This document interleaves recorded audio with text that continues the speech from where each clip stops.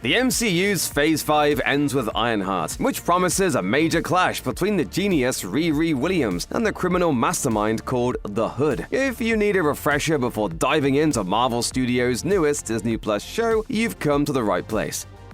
In the beginning, there was Stark. When moviegoers met Iron Man for the first time in 2008, the film world changed forever. Tony Stark was just a humble billionaire defense contractor when he was kidnapped by terrorists in Afghanistan. But his ingenuity helped him and his fellow captive put an arc reactor in his chest and built a suit of armor to aid in his escape. Despite spirited objections from his then business partner Obadiah Stane, he decided to pivot Stark Industries away from weapons manufacturing and into the business of life-saving technology.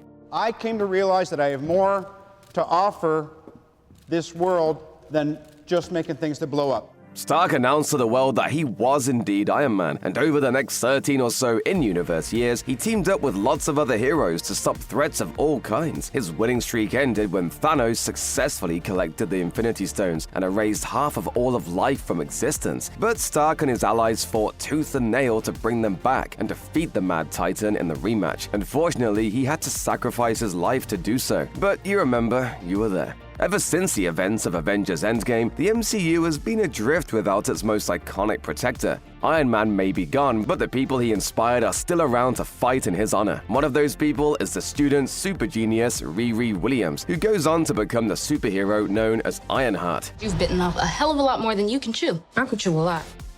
Riri Williams joined the Marvel Comics universe in 2016 in the pages of Invincible Iron Man Volume 3, Number 7, created by writer Brian Michael Bendis and illustrator Mike Deodato. She's proof that anyone, regardless of age or background, has the ability to be a hero. Riri grew up in Chicago, raised by her mother and stepfather. Concerned by their daughter's strange behavior, the couple took 5-year-old Riri to a child psychologist, and after some testing, she was found to be a super genius. Riri's parents did what they could to support her advance intellectual development, but Riri was so ahead of the curve that she had trouble making friends. Thankfully, when she was 10, she met Natalie Washington, who took an interest in her inventions and helped her out of her shell. That said, every superhero needs a tragic backstory. The worst day of Riri's life came when she was 13, and a picnic she was attending was interrupted by gunfire. Both Riri's stepdad and Natalie were killed, and a devastated Riri needed somewhere to channel her grief.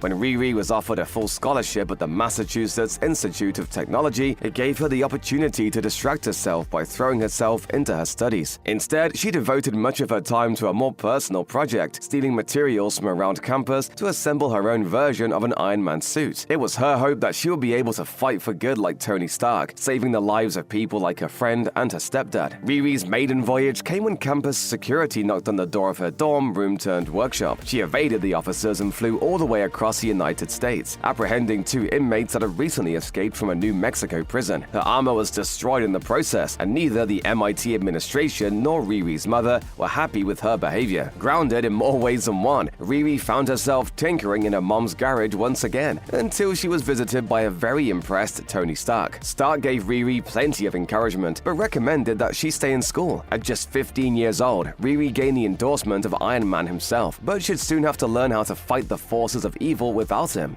Sort of. The Marvel Universe waits for no one, not even the smartest teenager in the world. Soon after Stark's visit, most of Earth's mightiest heroes ended up in the second superhuman Civil War. Riri dropped in to give Iron Man an assist, but he wasn't able to defeat Captain Marvel in battle. Stark's body was recovered in critical condition, and he was kept in a coma until he could be revived. As Riri worried about what her future might look like, Stark's contingency plan went into effect. Just as he'd arranged, a man arrived at the Williams household and gave her an AI replica that Stark had made of his own consciousness.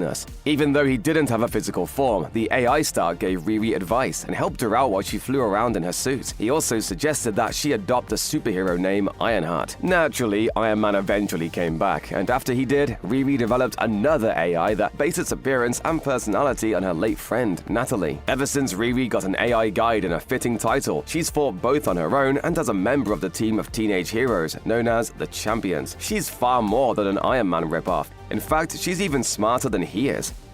6 years after her comic book debut, Ironheart made her first MCU appearance in 2022's Black Panther: Wakanda Forever. The movie version of Riri, played by Dominique Thorne, is 19 years old and attending MIT when she suddenly gets wrapped up in a geopolitical conflict. For a school project, Riri assembles a working vibranium detector that somehow ends up in the hands of a team in the Atlantic Ocean as looking for the valuable metal underwater. They find one, which turns out to be fiercely defended by the people of Talokan and their leader, Namor. Given that Wakanda inadvertently begins a vibranium arms race when they announce their presence on the global stage, Namor blames the African nation for attracting the CIA and demands that they bring him the creator of the vibranium detector or face his wrath. Under orders from Queen Ramonda, Princess Shuri and Okoye confront Riri in her dorm room and request that she accompany them on their return trip to Wakanda. It takes a little convincing, but she finally agrees.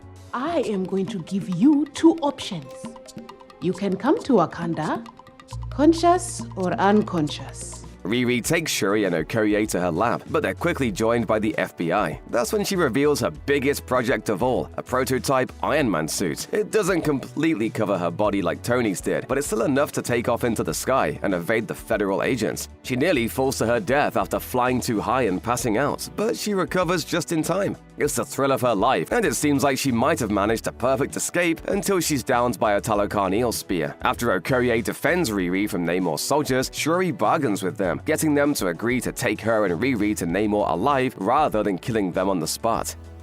Much like Wakanda, the Kingdom of Talokan is very selective about who's allowed to travel within their borders, or allowed to know about their existence at all. In an attempt at diplomacy, Namor allows Shuri and Riri inside, in hopes that the Wakandan princess might be swayed to act on his behalf. Riri is understandably disoriented, considering that she was knocked unconscious and taken to an underwater cave. She waits as Namor asks Shuri for help declaring war on the rest of the surface world and threatens to destroy all of Wakanda if she refuses. Before she can respond to his face, Nakia arrives to extract Shuri and Riri, taking them back to Wakanda just in time for Namor's promised assault. Namor attacks Wakanda's capital city and makes his way to the palace, throwing bombs that flood the throne room that Riri and Ramonda are sheltered in. Ramonda saves Riri from drowning, but she is unable to reach the surface in time herself. As the people of Wakanda mourn their queen, Riri is acutely aware that she's the reason for her untimely death, a heavy weight to be placed on a 19-year-old. So when Shuri asks Riri to help her see the conflict through to the end, the two don't hesitate to start preparing for the upcoming showdown.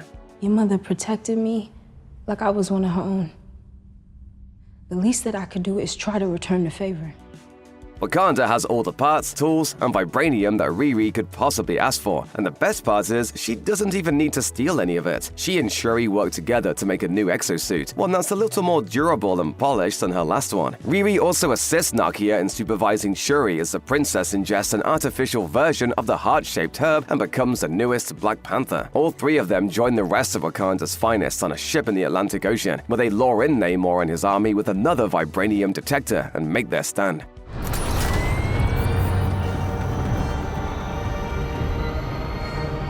For the queen. Riri is instrumental in capturing Namor, but their original plan to evaporate away all the water in his body doesn't work. As Shuri finally takes him on head-to-head, Riri does what she can to hold back the Talokan eel and protect the Wakandans. After a brutal fight, Namor accepts a peaceful alliance with Wakanda, ending the conflict and allowing Riri to return to MIT. She's not allowed to take the suit she made home with her, but the knowledge she gained during her time with Shuri should help her construct a new one without too much trouble. The Riri Williams of Marvel Comics and the Riri Williams of the MCU are similar in a lot of ways, but there are some key differences to keep in mind before going into Ironheart's Disney Plus show. Most obvious is her relationship to Tony Stark. While comic book Riri received Iron Man's personal seal of approval, MCU Riri was introduced years after he had already passed away. They never fought on the same side of a civil war, and there's no indication that he even knew of her existence at all before his death. As a result, MCU Riri is less personally attached to Iron Man, although she still respects him enough to pay homage to his legacy. The Ironheart trailer reveals another major difference between the 2 Riris that those who don't read the comics might not have noticed. MCU Riri is shown having an argument with Natalie Washington, the same Natalie Washington that was killed as a 13-year-old in the comics. Riri insinuates that her stepdad is dead while talking to Shuri in Wakanda Forever, but this doesn't appear to be the case for her best friend. That said, Riri can be seen in the trailer creating the AI Natalie from the comics. The version of Natalie talking in the trailer could be a hologram, but if it is, it's a really good one. The show may be named after her, but Riri isn't the only important character in Ironheart. When she spends some time getting reacclimated at MIT, she's approached by a mysterious man who's offering a whole lot of cash in exchange for her help. And by approached, we mean thrown into a Saw-style death trap. Welcome, Riri. In less than 3 minutes, the air in this elevator will no longer be breathable. Oh, what is this? Your interview. Played by Anthony Ramos, this charismatic figure is named Parker Robbins, but he goes by the more intimidating title of The Hood. The Hood's comic book history is more extensive than Ironheart's, dating all the way back to his first appearance in 2002. According to his origin story, Robbins was an unremarkable criminal until a simple smash and grab job took a turn he couldn't possibly imagine. While stealing from a warehouse alongside his cousin, Robbins encountered something much more terrifying than a security guard, a real-life demon left over from a recent seance. He was able to stop the demon by shooting it repeatedly, and he took its hood and boots before making his escape. On his way home, Robbins got mugged by a group of men who demanded his shoes. He obliged before running off and putting on the demon's boots, and after taking a few steps, he found that they allowed him to walk on air and effectively fly. Before long, he also realized that his new hood granted him the ability to become invisible for as long as he could hold his breath. Once he realized exactly what he had in his possession, he set his sights on taking over the criminal underworld. The Hood isn't quite a master of magic like Doctor Strange, but the powerful artifacts in his possession give him a massive advantage, both in the field and in combat. After acquiring his abilities, it didn't take him long to steal an impressive stockpile of firearms to aid in his illegal enterprise. This was like taking candy from a baby. Despite having a wide range of options, the Hood's weapons of choice are dual pistols that he has the ability to channel magic through. Even though Robin's hood and boots give him major criminal advantages, you can't wield a demonic object and not pay some sort of price. When Robbins first put them on, they made him a host of the demon Dormammu, Lord of the Dark Dimension, and sometimes Dormammu likes to take charge. In some unfortunate moments, Robbins becomes a man possessed and unleashes destruction without consciously realizing it. Based on the Ironheart trailer, it seems that the MCU's take on the Hood is pretty faithful to the comic book version as far as his abilities are concerned. He uses his invisibility powers, dual wields pistols, and even uses his magic to curve a bullet. There's just one major difference that viewers can probably expect. Since Doctor Strange's bargain with Dormammu compelled him to leave Earth for good back in 2016, Robin's supernatural abilities probably don't come from that specific demon. There are a few suitable characters that he could feasibly become indebted to as well, but many Marvel fans have their eyes on one particularly devilish villain. Riri Williams and Parker Robbins are the two most important players in Ironheart, but there are other characters in the supporting cast that are definitely worth keeping an eye on. First is a character played by Alden Ehrenreich, largely because he's played by Alden Ehrenreich, the actor who's known for playing a young Han Solo in Solo: A Star Wars Story and name-dropping John F. Kennedy in Oppenheimer, was cast in the role of Joe McGillicuddy, a character never mentioned before in Marvel Comics. That said, his shady bunker teases a possible connection to some powerful industrialists. My bunker's not shady. Would a shady bunker have that on the wall? It's literally above a crate of self-guided missiles. I'm returning those. Next up is Natalie Washington, who probably shouldn't even be here right now. Played by Lyric Ross, if she really is alive, there's a good chance that it won't be for long, since the Natalie AI is also making an appearance. Finally, there's one more face in the trailer that fans of both the MCU and the show community might recognize. The MIT staff member who interacts with Riri, played by Jim Rash, is the same one who pitches Tony Stark a novelty food concept after the billionaire gives a presentation at the Institute in Captain America: Civil War. I have got this killer idea for a self-cooking hot dog, basically chemical detonator. Restrooms this way, yeah? Yeah, embedded in the meat shaft. There's one additional character that hasn't even been fully confirmed yet, but he's been a persistent MCU rumor for years. One of Marvel's most notorious demons, Mephisto, has been a thorn in the side of superheroes for over half a century, striking deals with them that they always come to regret. He's perhaps best known for his antagonism of Spider-Man, especially in the One More Day storyline, when he steals the web-slinger's marriage to Mary Jane Watson. So why are fans so confident that he's finally going to be making an appearance in Ironheart? In 2022, Deadline reported that Borat actor Sacha Baron Cohen was in talks to play a character in the MCU, which they claimed was most likely Mephisto. The next year, a filing for the Ironheart show that Marvel Studios submitted to the United States Copyright Office credited Baron Cohen in a role labeled Mystery Man. It doesn't take a Riri-level super genius to put 2 and 2 together and figure out who that mystery man might be. Again, this is all speculation leading up to Ironheart's premiere, but it seems reasonable that Mephisto would be the demon that the Hood gets his powers from in Dormammu's absence. It also makes total sense for a real-life trickster like Baron Cohen to be playing a character as gleefully deceptive as Mephisto. Ghost with blue shirt, answer me. You are a demon?